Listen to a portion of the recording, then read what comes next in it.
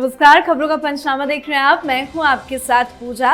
हम लेकर आए हैं देश और दुनिया की 5 बड़ी खबरें, जिसपे चर्चा के लिए मेरे साथ स्टूडियो में मौजूद हैं कैपिटल टीवी के editor in chief doctor Manish Kumar. Doctor साहब, बहुत बहुत स्वागत है आपका। धन्यवाद। सबसे पहले नजर हेडलाइंस पर।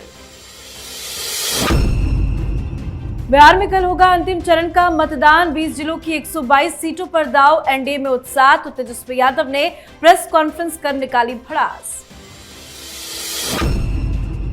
वोटिंग के बीच लालू तेजस्वी को फिलहाल राहत। लैंड फॉर जॉब मामले में टला फैसला, अब 4 दिसंबर को तय होंगे आरोप।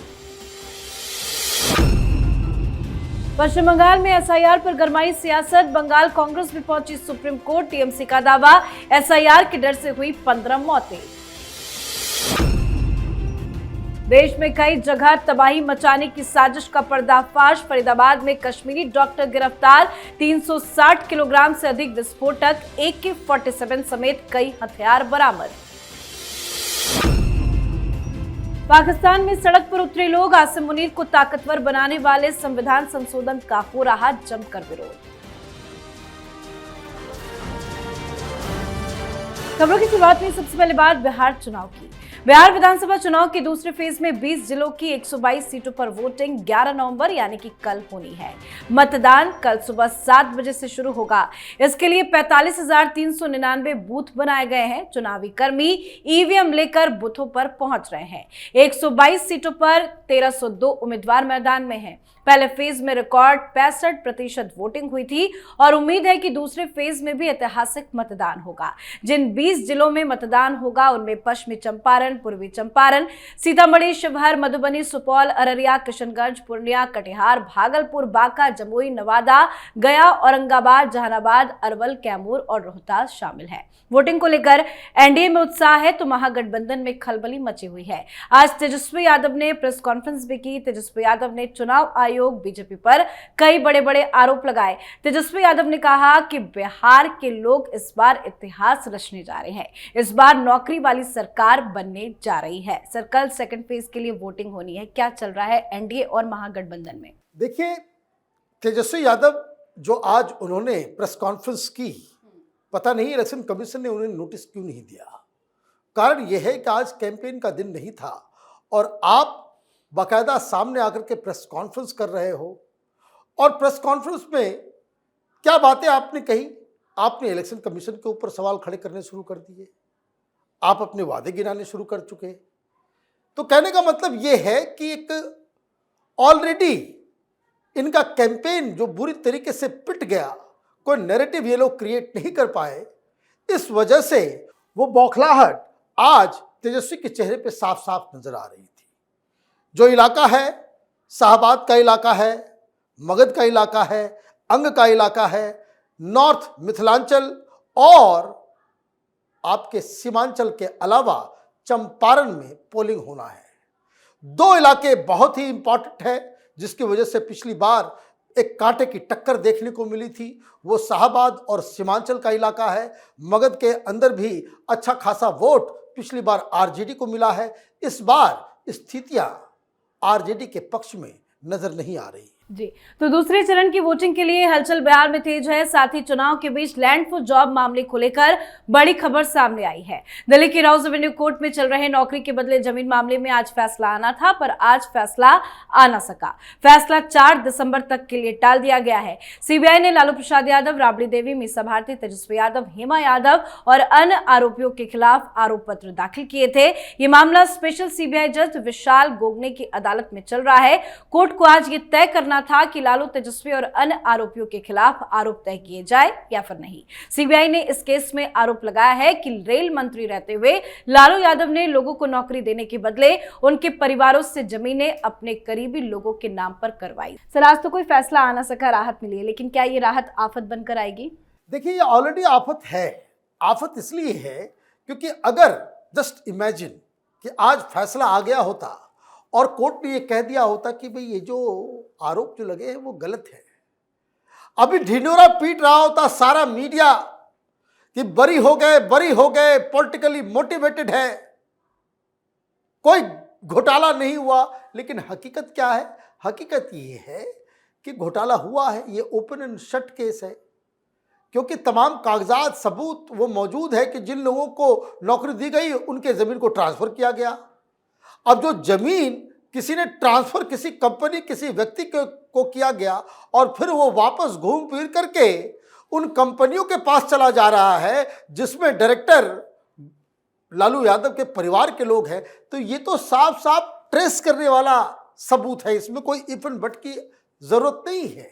लेकिन अब हुआ क्या कि कोर्ट भी थोड़ी सेंसिटिव होती है कि अगर अभी आपने कुछ फैसला कर दिया, लोग कहेंगे कि देखिए ये तो गलत है, कोर्ट को ये सोचना चाहिए कि इसका पॉलिटिकली इस्तेमाल किया जा सकता है, तो इसलिए इसे टाल दिया गया है। जैसे पिछले केस में वो जो IRCTC स्कैम जो होटल वाला मामला था, उसमें ऑलरेडी चार्जेस जो है वो एक्सेप्ट कर लिए गए हैं, जिसमें इन लोगों ने नॉट गिल्टी प्ली किया है, वो केस अब चलेगा। वैसा ही हाल इस केस में भी होने वाला है। ये बहुत बड़ी मुसीबत तेजस्वी यादव के सिर पे है। अब बात SIR कंट्रोवर्सी की। बिहार के बाद 12 राज्यों और केंद्र शासित प्रदेशों में शुरू SIR को लेकर पश्चिम बंगाल में सियासत गर्मा गई है। पश्चिम बंगाल कांग्रेस कमेटी ने सुप्रीम कोर्ट में एक याचिका दाखिल की है, जिसमें चुनाव आयोग की SIR प्रक्रिया से जुड़ी गड़बड़ियों पर तत्काल सुनवाई की मांग की गई है। कांग्रेस ने सुप्रीम कोर्ट से अनुरोध किया है कि उनका मामला कल निर्धारित बिहार SIR केस के साथ ही सुना जाए, ताकि दोनों राज्यों से जुड़े समान मुद्दों पर एक साथ फैसला हो सके। इधर TMC ने दावा किया है कि 27 अक्टूबर को SIR शुरू होने के बाद से अब तक 15 लोगों की मौतें हो गई हैं, जिनमें से 3 महिलाएं भी शामिल हैं। बीजेपी ने इसे राजनीतिक प्रचार करार देते हुए आरोपों से इनकार कर दिया है। सर, कल तो बिहार का चुनाव है, लेकिन सुप्रीम कोर्ट में भी SIR को लेकर सुनवाई क्या होगा? देखिए, मुझे समझ में नहीं आ रहा है, 15 लोगों की मौत हो गई, बिहार में पूरा SIR कंप्लीट हो गया, किसी की मौत की खबर नहीं आई। ये क्या तमाशा चल रहा है बंगाल के अंदर? और जो जानकारी मिल रही है वो जानकारी ऐसी है कि वहाँ SIR में इलेक्शन कमीशन के पूरे मिशनरी को वहां वेस्ट बंगाल की सरकार और TMC वाले धत्ता बता रहे हैं। फ्रॉड हो रहा है वहां पे। वहां बिना सेंट्रल फोर्स के लगाए SIR करना वो ना के बराबर है। इस तरह की खबरें आ रही है। बिहार इलेक्शन के बाद ऐसा लग रहा है कि कुछ नए तरीके से वहां पे इलेक्शन कमीशन को इंतजाम करना होगा।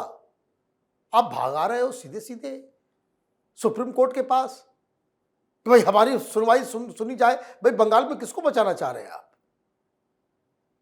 मुस्लिम मतदाता जो बांग्लादेशी घुसपैठी हैं, रोहिंग्या हैं, उनको बचाने के लिए यह प्रपंच रचा जा रहा है।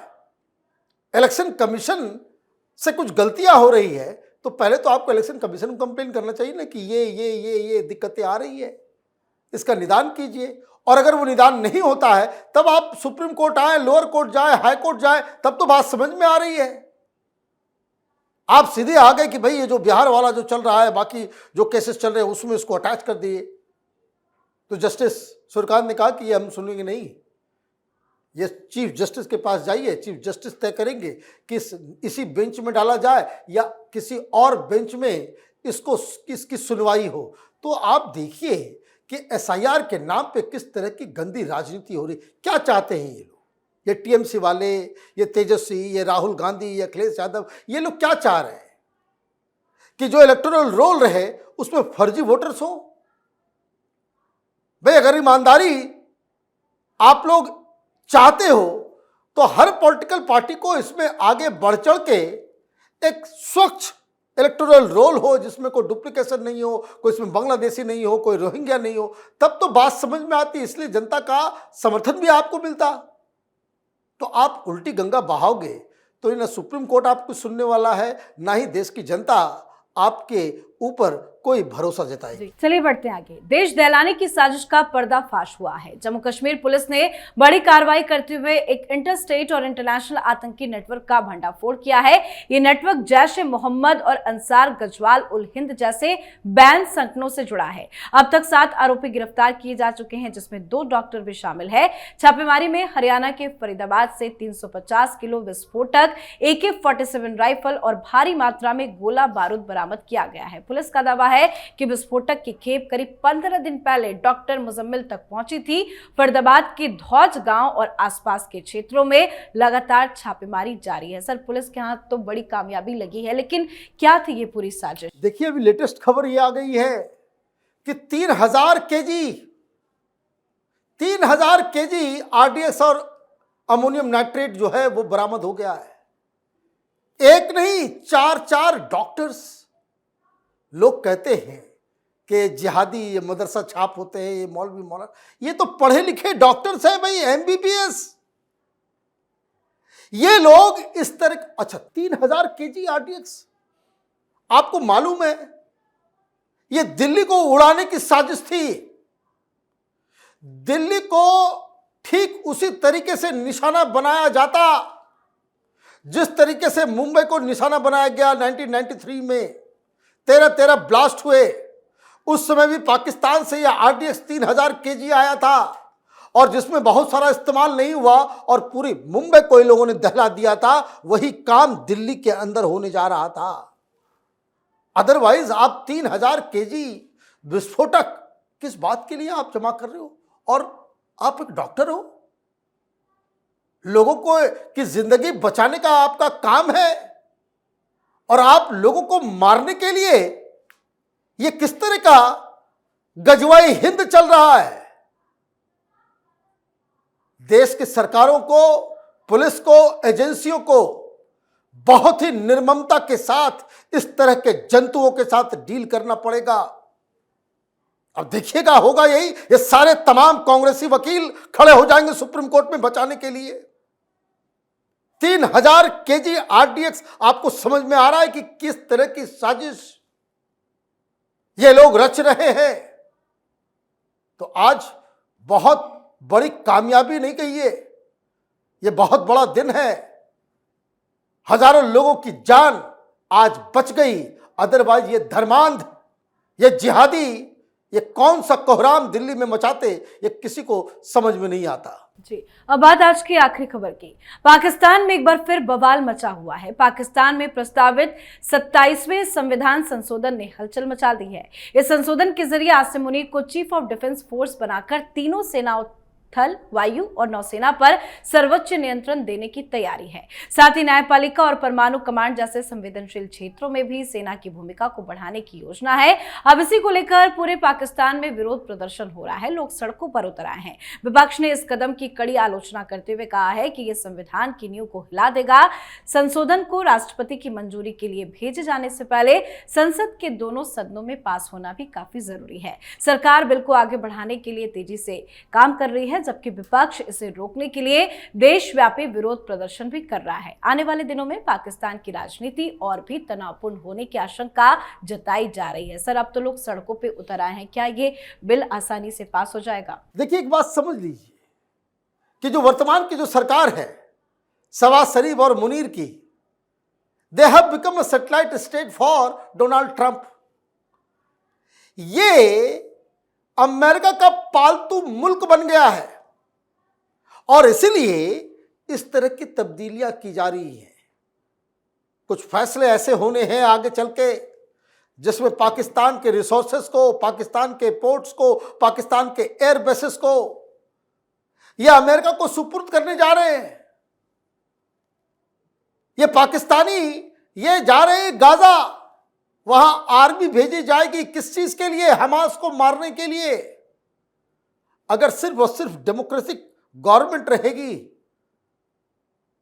सिर्फ ये फैसले लेने की शक्ति सिर्फ सरकार के पास रहेगी, ये पॉलिटिकल पार्टी तो बर्बाद हो जाएगी। तो डोनाल्ड ट्रंप को वहां चाहिए एक लठैत, एक ऐसा डिक्टेटर जो वहां पार्लियामेंट से भी ऊपर, राष्ट्रपति प्रधानमंत्री से भी ऊपर, सुप्रीम कोर्ट से भी ऊपर ये व्यवस्था, ये बदलाव, आप इस बात को समझिए कि अनोखा एक्सपेरिमेंट है ये संविधान के द्वारा संविधान को बदलकर एक डेमोक्रेटिक स्टेट के अंदर तानाशाह को बैठाया जा रहा है। ये मुनीर अब तक हुए जितने भी डिक्टेटर्स पाकिस्तान के अंदर हुए, चाहे वो अयूब खान हो, जियाउल हक हो, चाहे कोई भी हो, मुशर्रफ हो, मुनीर के पास संवैधानिक रूप से ऐसी शक्तियां आने जा रही है जो दुनिया के किसी भी तानाशाह के पास इस तरह का नहीं होगा। बताइए, जनरल जो है वो सुप्रीम कोर्ट के, हाई कोर्ट के जजेस को नियुक्त करेगा। वो एक जनरल संविधान क्या कहता है, संविधान के इंटरप्रिटेशन को, उसके भाव को वो इंटरप्रेट करेगा जो काम हिंदुस्तान में सुप्रीम कोर्ट या किसी भी जगह पे सुप्रीम कोर्ट करती है। ये सारी शक्तियां उसके पास हो, किस लिए? क्योंकि डोनाल्ड ट्रंप को पाकिस्तान के रेयर अर्थ मटेरियल्स चाहिए, वहां पे क्रिप्टो का धंधा चाहिए, उसको पोर्ट चाहिए, उसको एयर बेसिस चाहिए, और ये मुनीर ही कर सकता है। तो मुनीर के हाथ में इतनी ताकत दी गई है। लेकिन याद रहे, ये बवाल ऐसा होगा कि जिसे न मुनीर और ना ही शहबाज शरीफ इसे झेल पाएंगे। जी, बहुत बहुत धन्यवाद सर बातचीत के लिए। धन्यवाद। तो खबरों का पंचनामा में आज के लिए फिलहाल इतना ही। देश विदेश की बाकी खबरों और उनके सटीक एनालिसिस के लिए देखते रहिए कैपिटल टीवी। हमें लाइक कीजिए, शेयर कीजिए और कैपिटल टीवी को सब्सक्राइब कीजिए। नमस्कार।